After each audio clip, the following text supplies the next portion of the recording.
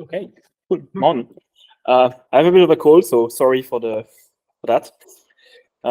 Thanks everyone. This is VCC, extending standard C and C++ for writing Vulkan shaders.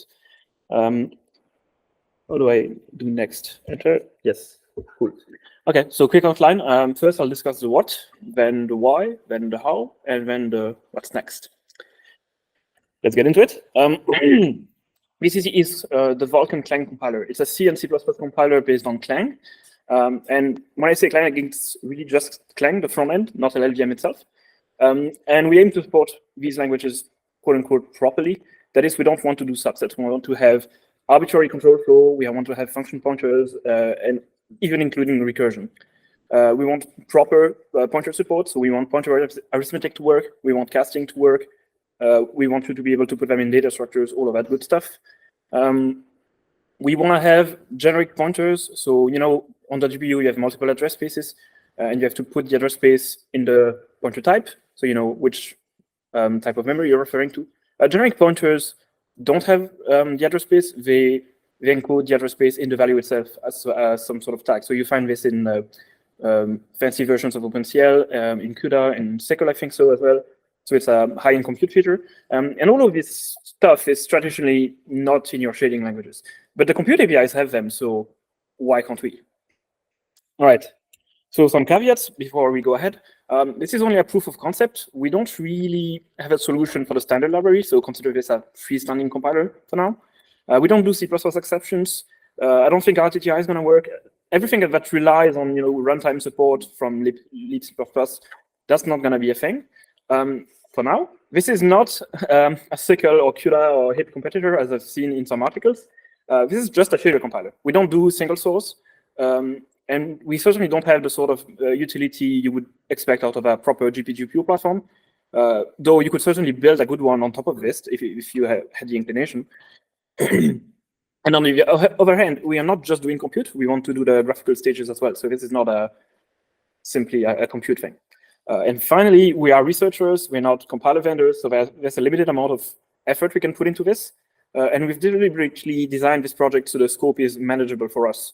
And we are interested in industry collaboration on this, funding, but also driver support behind the lines. Okay, so the title of the talk mentions extending C++, which means we have to have some language extensions to make use of the specificities of shaders. Thankfully, Clang has most of what we need already.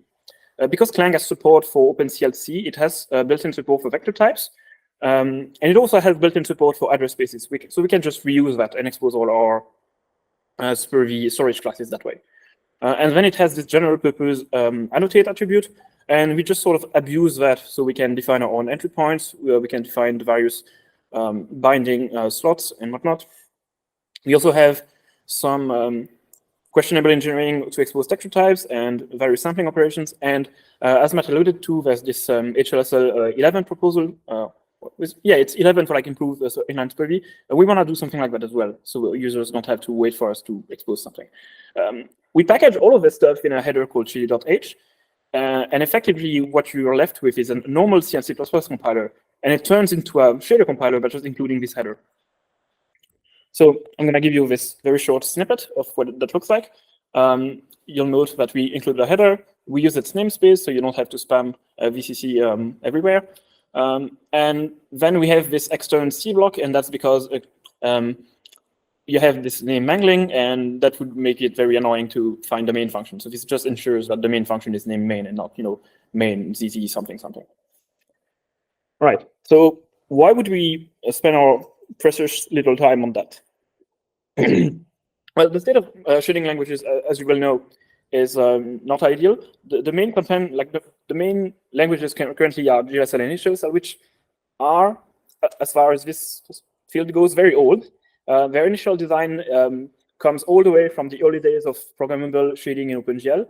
And I would say their design reflects the sensibilities and the sort of hardware opportunities of the day. The thing is, the hardware and the software have changed to the point where unrecognizable now, and yet we're still using the shading languages from back then. So this is a weird thing. And it's a problem because these languages diverge from C and C++ sort of gratuitously. They diverge syntactically, sorry. So you can sort of get around that with, a sort of preprocessor hell, and it's hell for a reason. And it's also a problem when it comes to the actual capabilities, because you can't write, you can't make recursive data structures because of the lack of pointer. You can't make recursive algorithms because of the rules on function calls. So writing some sort of unified code base is very impractical with these languages. And their evolution, it's slow and it's uncertain. So if you've tried to use buffer device address with GLSL, you have this extension called buffer reference. Not a fan of the ergonomics of that. Then you have technical debt. So the DXC compiler is still a fork of FreeDirect, as we've discussed in the last talk. That's not ideal. And finally, there's this thread, because these languages are like sort of tailor-made and custom, the institutional knowledge that is required to maintain them, that is slowly leaking away. So I'm going to indulge for a bit and have a slide with some of spicy opinions. I don't think writing GPU code requires very specialized programming languages. I think having such languages can be an unnecessary barrier to offloading work to the GPU in the first place, because if it's so much effort to offload some computation to the GPU, you might not even do it, just because, even if it makes sense from a performance standpoint, simply because porting the code is just very difficult. I've already shown that you can have all your graphics features expressed on top of a normal general purpose language. And there's this idea that because these languages are very simple and restrictive in what they allow you to say, that is somehow a shortcut to, a magical shortcut to having good performance. I wouldn't agree with that. As we've seen in Matt's talk, if you don't give programmers something, they're going to find a way. And the way they're going to find is really not ideal. In particular with GPU function pointers, if you don't have function pointers, the cost of not having them is offloaded somewhere. Either you're having to do some sort of wavefront-like thing where you have to launch many more invocations, and they have to somehow communicate back to the CPU every time, or you have to do some massive switch case. It's really not great. So when you have these quote-unquote straight-jacket languages, you sort of expose yourself to the risk of losing performance to these gymnastics. Instead, I would believe that giving programmers expressive languages is very helpful, because it lets them express the inherent domain knowledge that they have. And it also keeps the incidental complexity down when you're scaling to larger code bases. And I think it's really up to the user to choose what the right abstraction is. So we've seen some of that with Slang. Picking between static dispatch and dynamic dispatch, that's really not something I think the compiler should decide for you. That's it for the opinions. So how about we escape the shader land? The high-performance compute world, as many will know, they just write some dialect of C++ and run that on the GPU. And that means they get to share the code base between CPU and GPU. They have heterogeneous compute, effectively. And if the idea is that having an expressive language is impractical, then that sort of conflicts with the idea that the name of their field is high-performance computing. It's clear that performance matters to them as well, so it's definitely tractable if you put in the effort. And we're seeing the graphics industry is trying to do the same. Newer versions of HLSL, they're slowly clawing back the C++ features that were cut off from DXC. And you see languages like Circle or Slang, which are also trying to claw back expressivity in shaders. And then you have projects like Rust GPU, which is very close to what we're doing, except they do it for Rust. And finally, there's a point about maintenance. If we are just a backend in Clang, the maintenance burden is severely reduced. And HLSL wants to get there, so that's perfectly reasonable. And we want to get here now, and arguably we have managed. Of course, it's not easy. The thing is, with Vulkan is, yes, it's using SPIR-V, which is technically a new thing, but it's using a dialect of SPIR-V, which is heavily based on the restrictions of GLSL. So when you have a normal high-level language compiler, you have to deal with this requirement of structured control flow. You have to deal with the lack of function pointers and indirect calls, which doesn't sound like a big deal, except when you try and implement closures for lambdas or functional languages, that is very quickly untractable. And then the lack of a stack and real pointers, that also gets in the way of writing all sorts of stuff. And it's funny because it's fair as I had the exact same point. There's a chicken and egg problem here. High-level languages, they can't really do Vulkan because it requires all this esoterica to sort of match the patterns GLSlang would emit. And then the Vulkan ecosystem is a problem because there's no one really producing advanced SPIRV code that would drive change. All right, so let's look a bit on how we're doing this.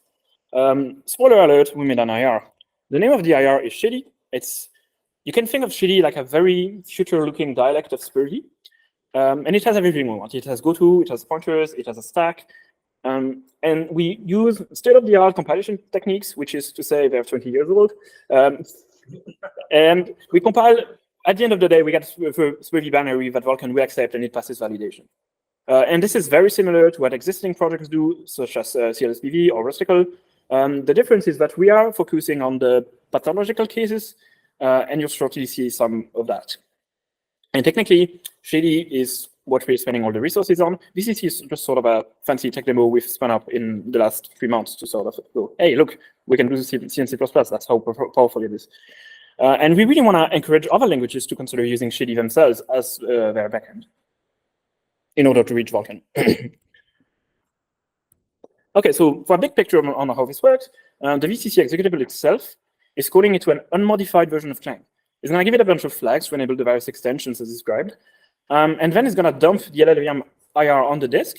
And then Shady is going to consume it and turn it into its own IR.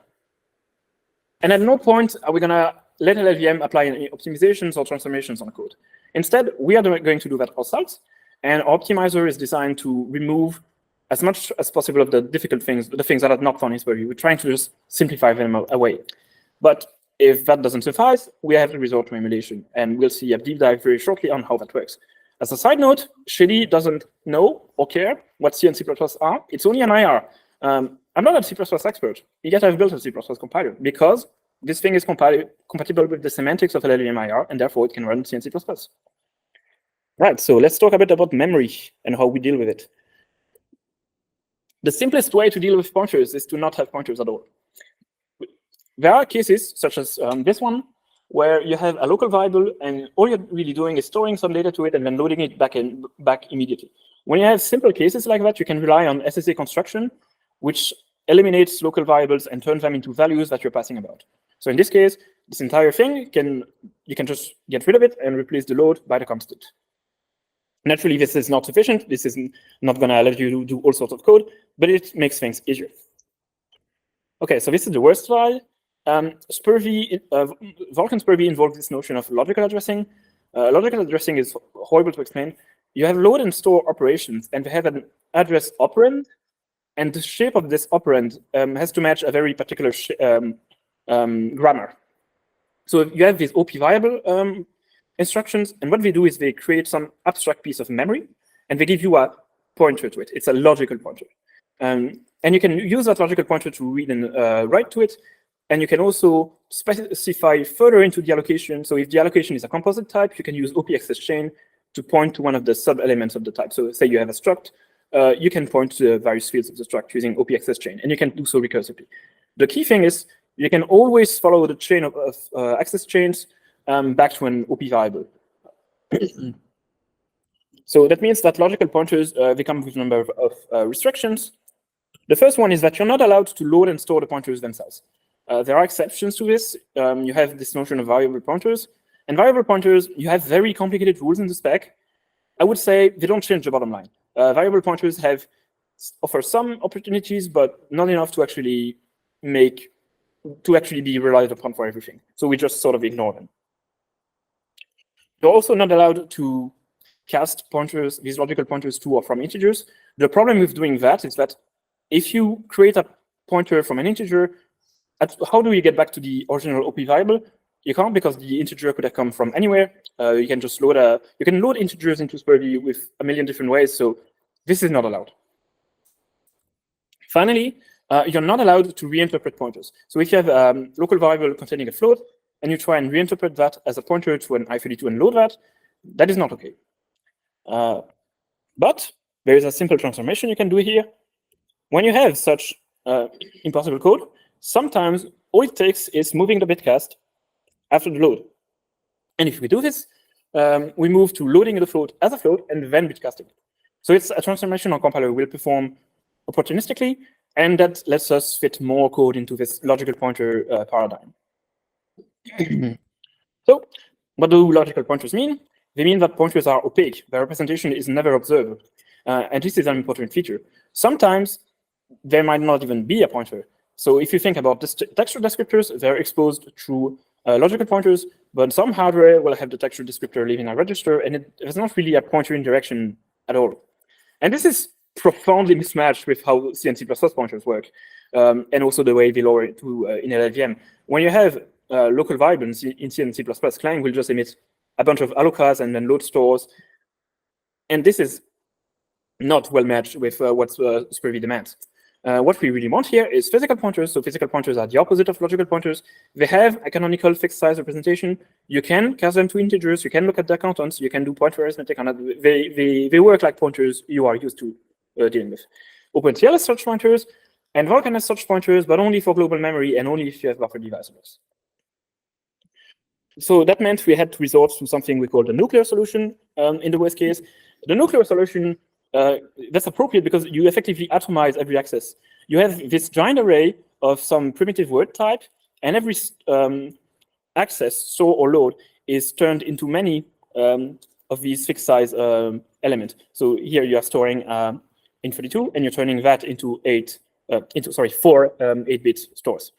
This is reliable. You can do everything with this. This is correct, but this is also extremely heavy-handed, and naturally we want to avoid this as much as possible. So big call for action here: support for physical pointers beyond global memory, that is also in shared and in particular in private memory, would be extremely appreciated, because we could just sort of get rid of this ugliest of hacks. And computer VIs all have this, and I'm not aware of any hardware that actually has trouble with this. Okay, so configuring with memory. If you have buffer device address, everything is easy. You have what you want. We try and optimize away allocations. If that doesn't work, we try and make the usage pattern of a local allocation match the logical rules. And if everything fails, we fall back to the nuclear solution. So that's how we deal with memory. We also have to deal with function calls in a similarly layered way. And I have some bonus slides on that, so I will get into those if time allows. So this approach of layering by doing emulation, it's not ideal. I'm not a fan. We go to great lengths to give you those nice semantics we desire. And it's cool, but it's really not ideal. There's always unnecessary complexity, which we are paying for you right now, but that someone is still paying for it. And you pay for it also in code size and general overhead. But beyond that, you also pay in semantic loss, because now the driver sees all these tiny int8 allocations, and it's not super clear to it what these originally meant, and it's not super easy for it to like coalesce it back into larger types.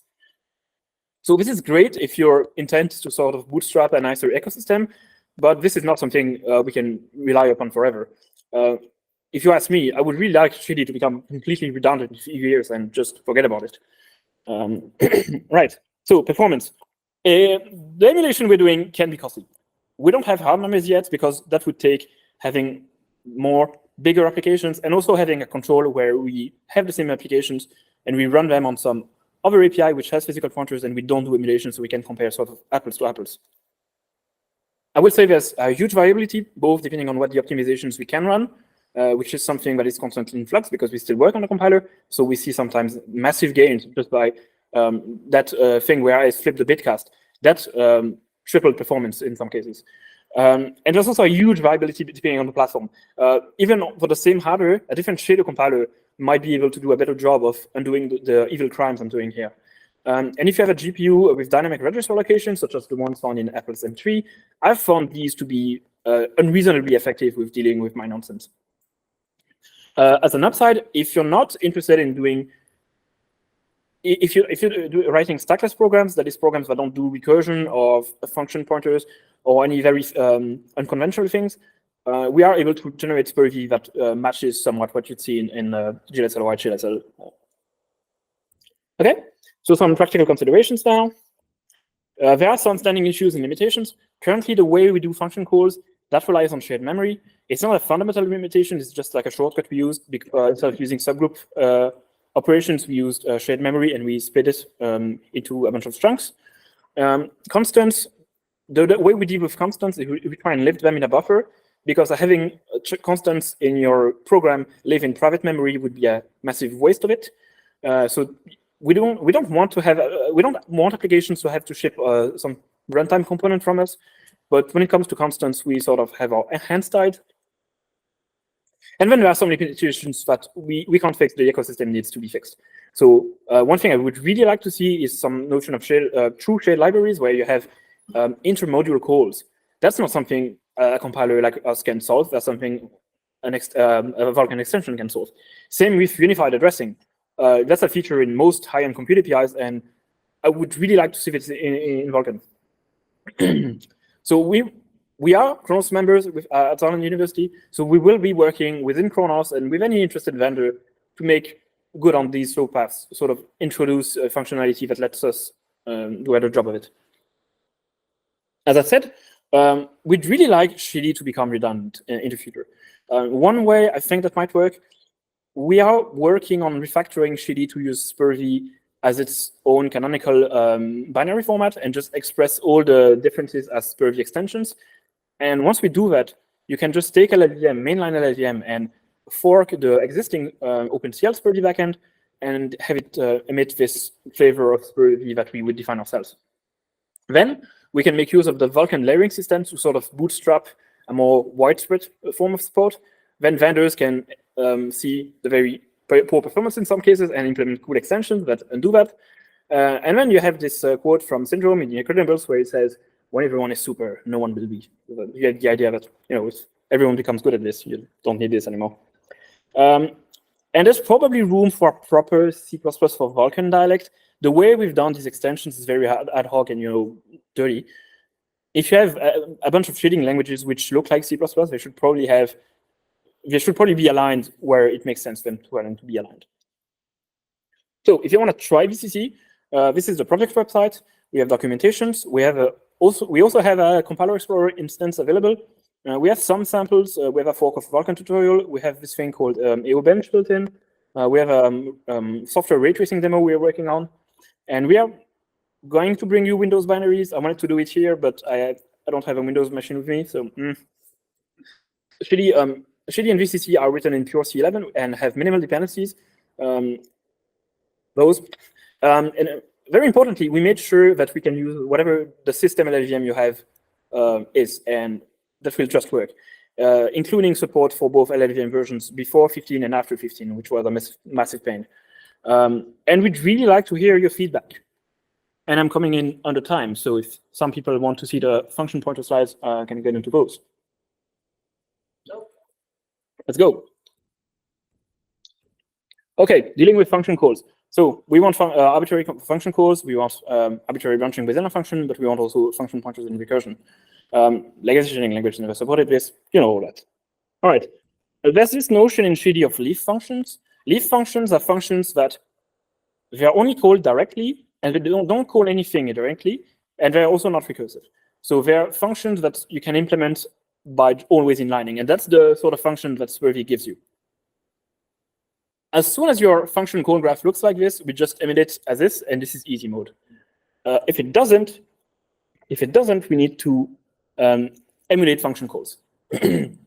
So in this very simple example, you have a function f calling a function g and passing x by pointer. And you have the SPURV pseudocode, because I simplified it a bit, on the left. What we do is basically continuation passing style, where we split the caller at the function call, and we push the live local variables to a stack, and then we do a tail call into the callee, and we provide a pointer to the other half of the function to the callee. And the g function is just gonna do what it does, and then at the end it's gonna call that return parameter it got. And these calls are just tail calls. And tail calls are just one. You can think of them as one-way call. You never really return. You just jump somewhere. And of course, SPURV doesn't have tail calls yet. Well, Vulkan doesn't have tail calls. So we also have to emulate these with a outer while loop, which is horrible, but it works. And it scales okay. We don't have to inline. So yeah, we have to do continuation passing style. So everything is a tail call now. We split functions. We have to emulate them with our while loop. And that's an issue. The while loop thing, that's an issue for like cleanliness. And also because you don't get to just pass values. There's no calling convention. So we have to like store everything to the stack, including parameters we just want to send forward. And the other issue is that we spill and reload everything because we have no, at the level we're working, we have no notion of registers and clobbering and calling conventions. That's not something in our control. So we just spill and reload everything all the time. It's really bad. How do I go back? I don't know how to go back. Oh, maybe I can do this. Yeah, I can. Okay. Okay, I guess it's time for questions. All right. Any questions for Hugo? So what can we do as the industry to make sure this beautiful flower doesn't die?